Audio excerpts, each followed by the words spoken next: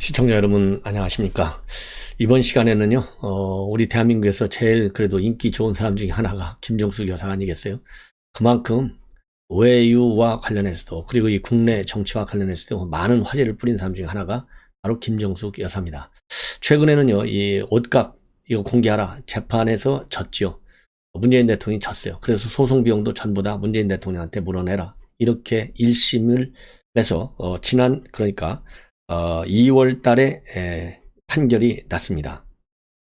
2월 달에 판결이 났는데 최근에 말이죠. 3월 2일 날 문재인 대통령이 항소를 했어요. 그래서 지금 옷값, 그 다음에 문재인 대통령의 특활비 공개가 지연되고 있습니다.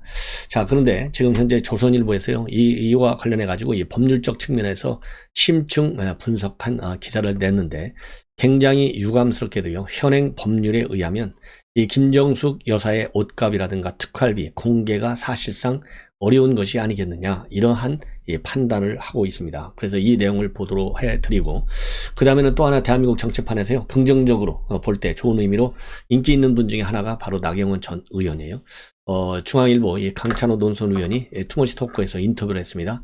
충남지사 나간다, 충북지사, 그 다음에 경기지사, 서울시장 온갖 출마설이 난무하고 있고요. 그러다 보니까 또 외교장관 하마평에까지 올라오고 있어요.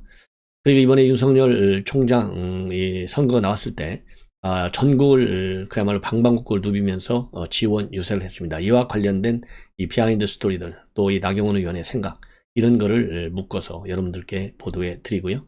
시간이 남으면 권성동과 고민정이 설전을 벌이고 있는데 청와대 집무실 이전 이런 거와 관련해서요. 그리고 권성동 의원이 MB 사면과 관련된 비하인드 스토리를 또 꺼냈습니다. 이러한 내용을 가지고 여러분들께 보도해 드리도록 하겠습니다. 먼저요. 이 청와대 옷값, 김정숙 여사 옷값 공개하라. 이 주장은요. 본래가 2018년도 3월 달에 납세자 연맹에서 고발을 했어요. 그래서 대통령에 취임한 후에 특활비 지출되어 그리고 김정숙 여사의 의상이라든가 액세서리, 구두 이런 의전 비용과 관련된 정부 예산 편성 및 지출 시적 그 다음에 2018년도 1월에 청와대에서 열렸던 정부 부처 워크숍에서 제공한 도시락 가격과 업체 이 정보 공개를 청구했어요. 자, 그런데 이 정보 공개 청구한 것은 당연히 청와대가 그동안 이러한 이 시민단체 주장에 관해서 국가안보를 이유로 해서 공개를 거부해 왔지 않습니까? 그러니까 이제 소송을 냈는데요. 지난 2월 10일 날 판결이 이루어졌습니다. 그러니까 법이 정한 비공개 사유에 해당되지 않기 때문에 비공개 정보 목록을 제외하고는 나머지를 다 공개하라 이렇게 판결을 내렸습니다. 근데 여기에 대해서요 청와대가 지난 3월 2일 날 이러한 전면 공개의 판결에 불복해서 항소를 지금 제기해 놓은 상황입니다. 그러면 법원이 인정한 비공개 정보 목록은 뭐냐면요 한 5가지 정도인데요. 개인정보사항, 그 다음에 의사결정 과정에 있는 사항, 그 다음에 외교 관련 사항, 특활비 지급 사유, 그 다음에 의존 비용이 특활비에서 지급됐는지 여부. 그러니까 의존 비용이라고 하는 것은요, 의상이라든가 액세서리. 얼마 전에 여기 브로치가 뭐, 까르띠에 건데, 2억에서 뭐 10억 이상까지 갈 거다. 이런 설이 나왔지 않습니까? 그래서 이제 또 구두. 이런 거에서, 이런 것이 의존 비용이 특활비에서 지급됐느냐, 아니면은, 다른 예산에서 지급됐느냐, 아니면은 개인 돈을 샀느냐, 이걸 따지자는 겁니다. 자, 그래서 이 옷값이라든가 브로치, 이런 것들이 정보 공개 대상이 됐습니다. 자, 그런데 이게 안 이루어져 있어요. 그러면 과연 앞으로는 그러면 승소할 가능성이 있느냐? 승소할 가능성이요. 이 조선일보 분석에 따르면은 상당히 어려운 것 같습니다. 최소한도 앞으로 15년 또는 30년이 걸려야 돼요. 자, 그러면 우선 왜 이걸 공개가 안 될 수밖에 없느냐? 첫 번째 이유는요. 지금 1심 판결에도 불구하고 공개를 안 하는 것은 할 수 없는 것은 우선 항소 조치 때문에 그러는데요. 이 판결 확정 전에 집행할 수 있는 게 바로 뭐냐면 가집행 주문이 있다고 그래요. 판사가 이걸 내려야 되는 거죠. 그러면 정보 공개가 이 항소를 했다 하더라도 가능해요. 가집행 주문.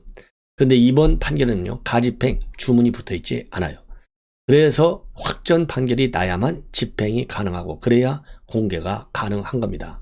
근데 이 확정 판결은 바로 항소 조치 때문에 뒤로 미뤄진 거예요. 그리고 통상적으로요.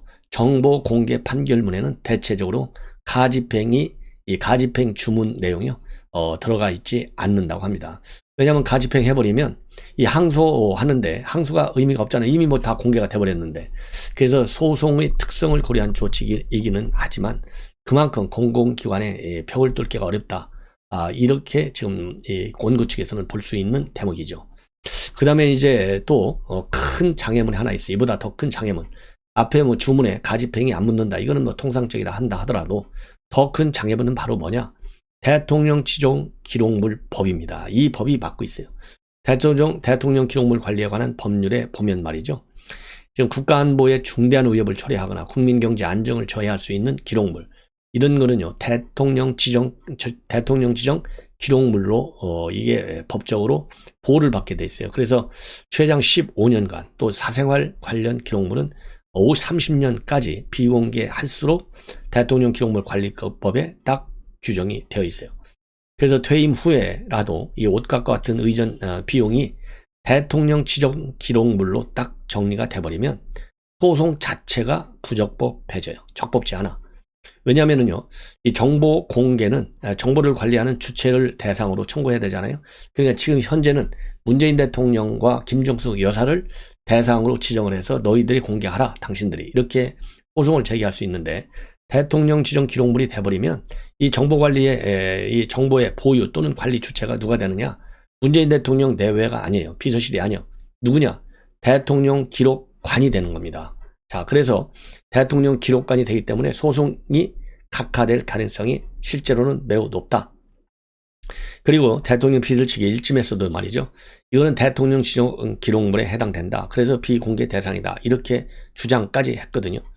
자, 그러면 이게 대통령 지정 기록물이 되면 어렵다. 이렇게 됐잖아요. 그러면 아예 이제 문재인 대통령을 대상으로 한 게 아니라 이 관리 주체가 대통령 기록관이 되니까 대통령 기록관을 상대로 해서 다시 소송을 내면 어떻게 될까요?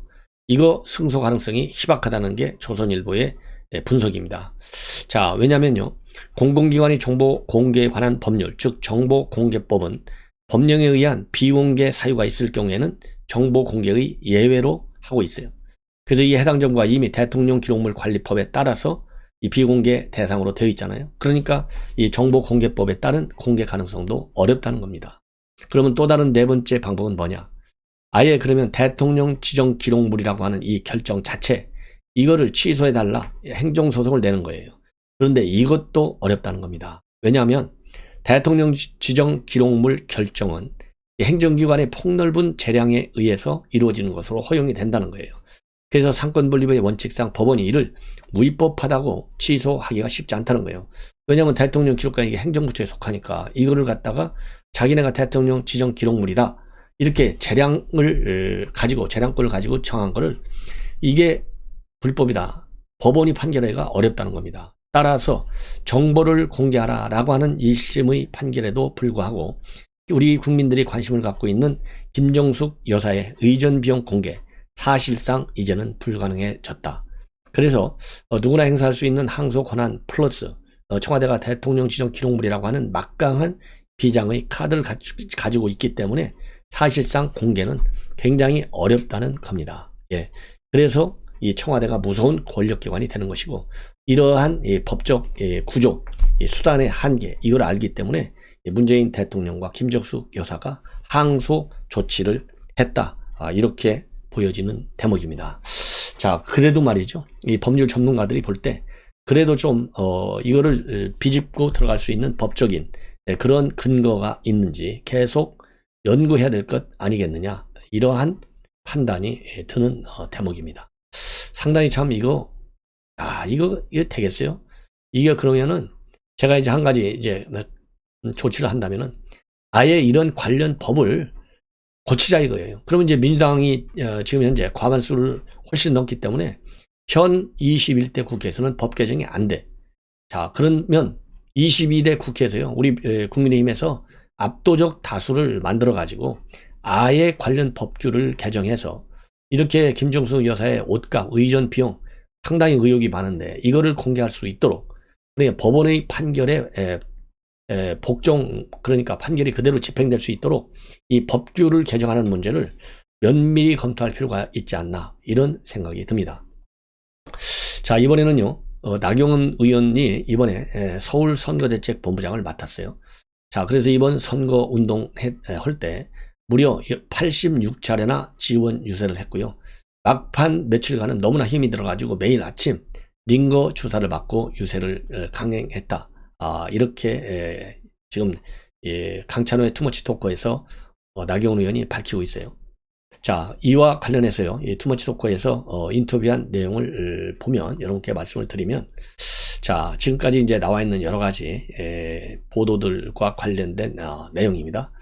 자, 유세 어느 정도나 많이 했냐? 이거가 이제 86차례는 했다. 그러면서 의사가 말이죠.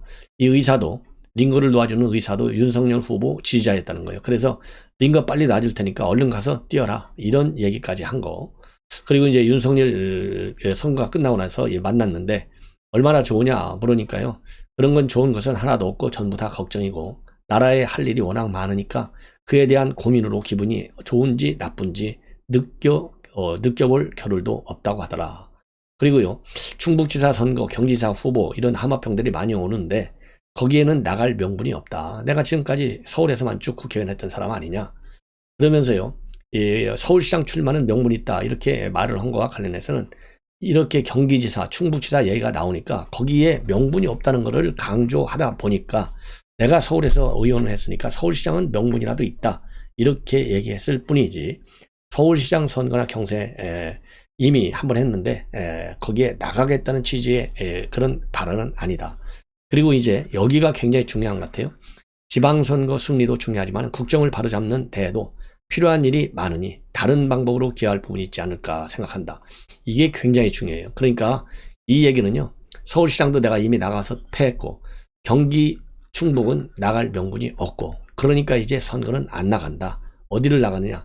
국정을 바로잡는 데 필요한 부분, 이 필요한 일이 많다. 다른 방법으로 기여하겠다. 이 얘기는요. 이제 나경원 의원 4선까지 했잖아요. 이 정도가 의정 경력이 있기 때문에 행정부 경력을 좀 쌓겠다라는 얘기가 아니겠어요. 왜냐하면 이미 판사를 했으니까 사법부 경력이 있고 입법부 경력이 있고 그러니까 행정부 입각하겠다는 얘기가 바로 여기서 나오는 겁니다. 그러면 이제 장관이 될 생각이 없냐? 외교부 장관 하마평도 나온다. 이와 관련된 보도. 그거야 이제 언론이 하는 얘기고 지금은 경제안보가 큰 화두다. 그래서 작년에 워싱턴을 방문했는데 문재인 정부가 종전선언을 추진한 결과 미국 의회에서도 많은 의원이 종전선언 찬성 결의안에 서명한다는 얘기가 있어서 분위기를 좀 바꿔보려고 간 건데 노력한 보람이 있었는지 미국 하원의원 34명이 종전선언을 반대하는 서한을 바이든 행정부에 보냈다고 하더라. 이거는 큰 결과가 아니냐. 바로 이 대목도 말이죠. 이 대목도 외교부 장관 하마평에 오르는 거하고 직결될 수 있는 부분. 그리고 앞에서도 다른 부분으로 기여할 수 있다는 부분. 이게 그러니까 언론 보도에 나온 거. 물론 본인은 이렇게 부인하고 있지만 가능성은 굉장히 크다. 이렇게 저는 판단을 합니다. 그리고 워싱턴 조약의 인막이 맞는데 어떻게 된 거냐. 볼튼하고도 굉장히 친하다고 하더라. 그러니까요. 본인이 이제 원내 대표를 했을 때 방안을 볼튼이 방한했는데 그때 통상적으로 굉장히 바빠서 만나줄 확률이 낮다고 했는데 결국은 만나게 됐다.